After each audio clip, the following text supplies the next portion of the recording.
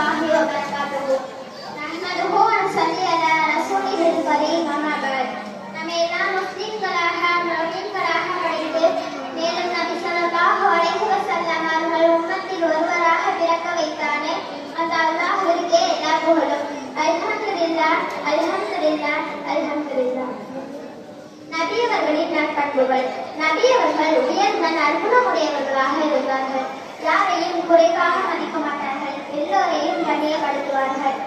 மிக அதிகம் வாரி வழங்கும் ஈகை குணமிக்கவர்கள். உண்மையை பேசுவார்கள். மிகவும் வெட்கமும் கூச்சமும் உடையவர்களாக இருந்தார்கள்.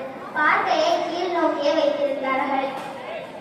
தண்டிக்க வாய்ப்பிருந்தும் மன்னித்து விடுவார்கள். அருவருக்கத்தக்க செயல்களை ஒருபோதும் செய்ததில்லை. அருவருக்கத்தக்க பேச்சுகளை ஒருபோதும் பேசியதில்லை. தன் மனைவியார் அல்லாத வேறு எந்த பெண்ணையும் தன் விரலால் கூட தொட்டதில்லை.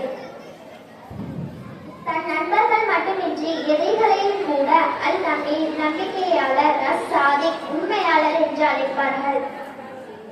ஒருபோதும் பெருமை அளிக்க மாட்டார்கள். தங்களது ஆடைகளையும் காலணிகளையும் தாங்களே தைத்துக் கொள்வார்கள். தங்களது ஆடைகளை தாங்களே சுத்தம் செய்து கொள்வார்கள். செய்த வாக்குறுதிகளை அவசியம் நிறைவேற்றுவார்கள். ஏழைகளோடு